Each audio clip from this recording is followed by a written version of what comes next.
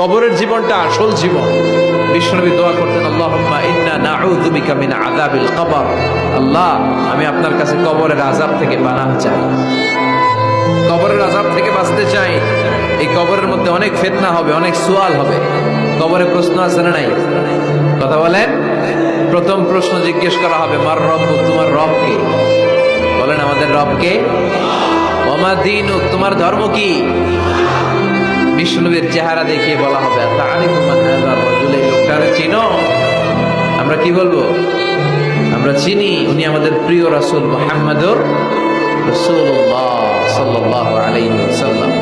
এরপরে জিজ্ঞেস করা হবে, এগুলো কোত্থেকে শিখলা? আমরা বলবো কোরআন থেকে। ফায়ুফসাহু লাহু কবরুহু ৭০ যিরাআন। সুন্দর সুন্দর উত্তর করতে পারলে আপনার কবরটারে ৭০ হাত লম্বা করে দেওয়া হবে।